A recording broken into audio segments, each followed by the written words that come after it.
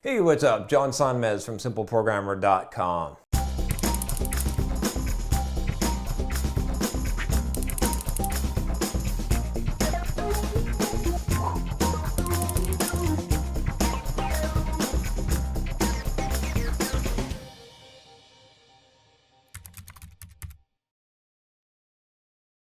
So I got this question from Ben. It's actually a pretty short question, but I think a good one here. He says, John, what are some consulting tips you have for setting a client's expectations on a programming job? I was hired to complete on SQL Server that was over budget and overdue before I was hired. My blog is dead until I get this project to the finish line. Thanks, Ben. So Ben, it sucks to get into that situation where it's already over budget and over time.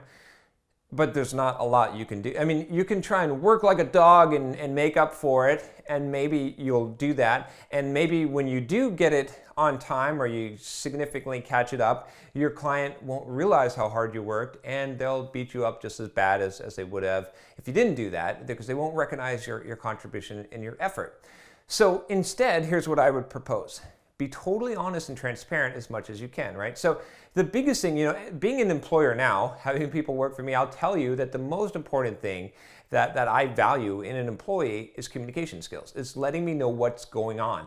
I get pissed off beyond belief when I don't know what's going on. That's the only thing. Like, give me bad news, that's fine, but give it to me. I don't want to uncover it. I don't want to be digging through, through the bushes and find, the dead cat. That's not how I want to find the dead. You ran over the cat, bring the dead cat up to the door and say, I ran it over, right? That's totally fine. But I don't want to find him, 4 weeks later when he's halfway decomposed in the bushes. Those are bad surprises, right? I think most people can handle news and can handle problems if they're apprised of them, if they're aware of them. So for your client, sometimes it's not going to be the easiest thing. It's easy to snow someone and then hopefully you can get away with it. But a lot of times you don't get away with it because they know something's going on, right? People know, you have this sense, when someone is hiding something from you and you're like, yeah, or they're telling you everything's on schedule. You've been in that situation before and it's not true. And then all of a sudden they drop this bomb on you.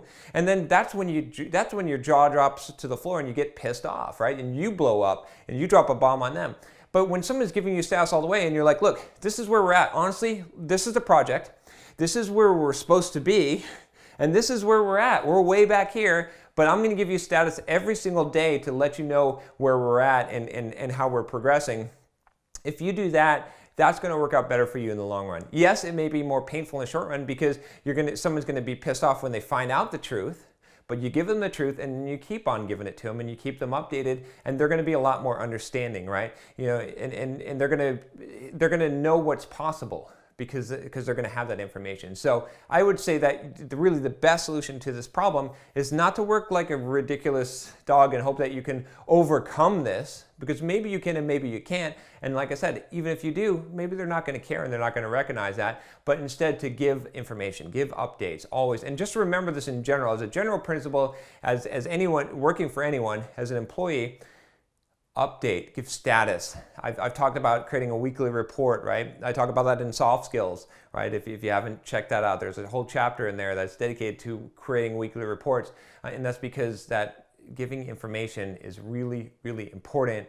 And letting people find out about their dead cat a month later in the bushes, that would piss anyone off. You have to understand that. So anyway, thanks for your question. If you like this video, if you like this channel, subscribe. I'll talk to you next time. Take care.